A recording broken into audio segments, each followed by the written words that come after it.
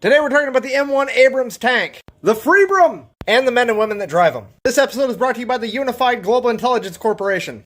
I fucked up their name in the last video, so they get 2. Tank operators in the Army are referred to as 19K, or 19 kilos. Marine tankers were referred to as 1812s. I say were because they just got all their tanks taken away. I have no idea why. I can only assume that Geneva found out that somebody gave a Marine a fucking tank. I mean, that's gotta be a war crime of some kind. It's like giving the fucking Kool-Aid man a bulldozer.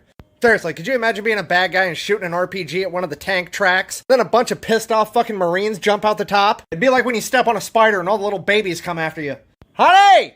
Pack your shit, we gotta burn the house down and move! That being said, the Army guys are still fucking terrifying too. Now, women can be tankers too, but I've never actually met one. So we're just gonna roll with my own personal anecdotal experience. I've met a total of 4 tankers in my entire life. All of them are fucking enormous. They are massive human beings. And for some reason, that is a stereotype with tankers. I can only assume it's all the people that wanted to go into the infantry, and their fingers were too fucking big to fit in the M4 trigger wells. So the Army was just kind of like, here, drive a gun. I fucking love tankers. They are my kind of people. They like beer, and they like pizza. But they don't stack bodies. They compact them. You see, to a tanker, there's only 2 types of people. There's tankers, and there's crunchies. Yeah, they call people crunchies. I'll let you figure that one out. But that's enough about them, let's talk about the tank. When you combine the knowledge and experience of an American tanker with the force of the M1 Abrams tank, you have the best armored unit on the battlefield in the world. But what about the Israeli Merkava? What about the Russian Armada? Look, here's the deal. Best tank in the world goes in miles per hour, not kilometers per whatever the fuck. You see, the Abrams was made with made it to the moon first technology. But no, seriously, the Abrams tank is not the most impressive tank in the world on paper. And there's a good reason for that. It's the only tank in the world that's been battle tested for 20 years straight against guerrilla warfare fighters trying to blow it up constantly. That's 20 years of experience of finding out what works, what doesn't work, what's a waste of money. There is 0 fat on this machine. Let me put it to you this way. Who would win in a fight? The big ripped guy on the cover of the magazine or the world heavyweight MMA champion? The guy on the magazine might look good, but it's not about looking good. It's about knowing what you're doing. You see, tanks are where you start to see the world's biggest defense budget in motion. And hopefully you're seeing it from the back. Because if you're seeing it from the front, you're about to find out the hard way why America doesn't have free healthcare. It's because we have to fund the world's biggest unhealthcare system. In conclusion, there is absolutely, positively, no armored unit in the world that can compete with the M1 Abrams tank combined with the American tanker's expertise. Thank you for watching this video. I hope you enjoyed it.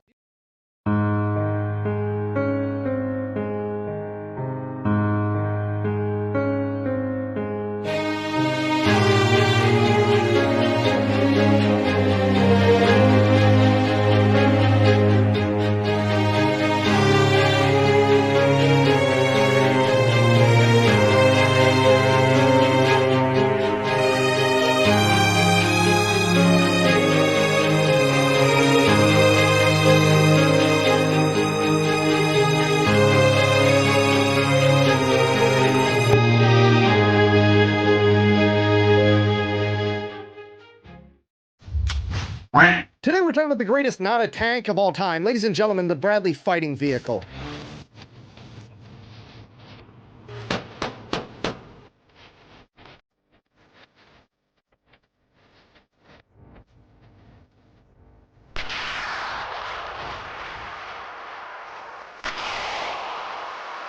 You know what, this is going to be an unpopular opinion, but that looks like a tank to me. I'm a simple man. If it walks like a tank, and it revokes birth certificates like a tank, as far as I'm concerned, it's a tank. I mean, in the case of the Bradley, it even parties like a tank with the tanks. But apparently I'm wrong because it's not a tank, it's an infantry fighting vehicle, or an IFV. The IFV, I hate the acronym, infantry fighting vehicle, because when the Bradleys show up, the last thing that's gonna happen is a fight. This is gonna be an assassination. Because the Bradleys are the epitome of the best defense is a good offense. You see, the Bradley's main gun is a 25mm Bushmaster chain gun that's capable of firing depleted uranium rounds, which is a fancy way of saying it can take out virtually anything on the battlefield except for a heavy tank. And even then, there's multiple accounts of it doing just that against enemy T-72s in Desert Storm. And that's not even the scary part. In addition to the 3-man crew, it also carries 4 to 7 fully kitted out grunts ready for battle in the back. And you know, if it's tank warfare, they may or may not have a javelin with them. And that's still not the scary part, because that's this, ladies and gentlemen, the mistletoe. I mean, the tow missile. I mean, they're basically the same thing, except with the tow missile, the only thing you're gonna be kissing is your ass goodbye. All right, kiss my ass. Kiss his ass. Kiss your ass.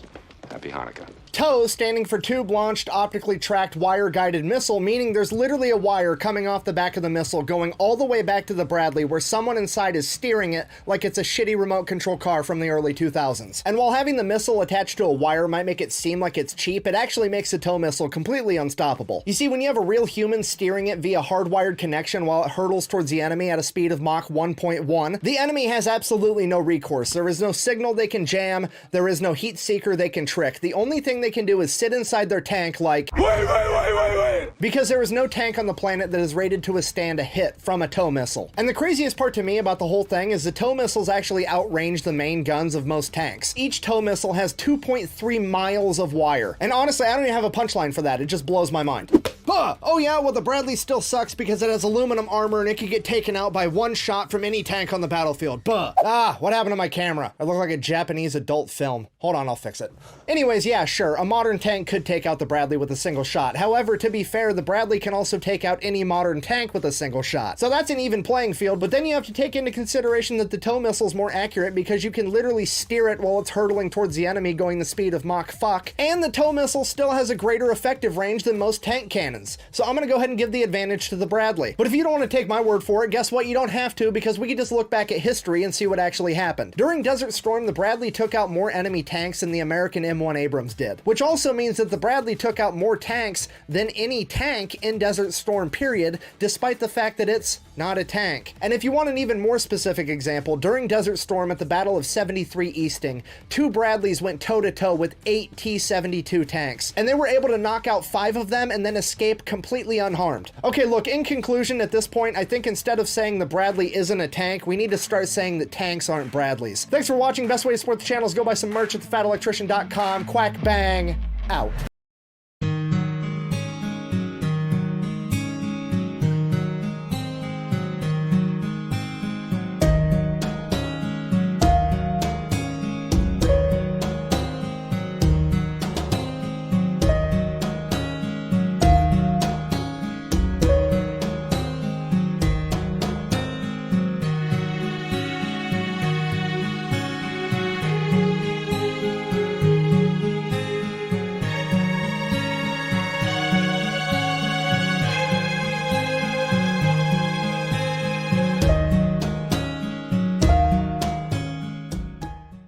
I really thought that the Mark 19 was the most Marine Corps thing to ever be invented, but I was wrong because it's absolutely this. Today we're talking about the M50 Ontos, aka the Thing.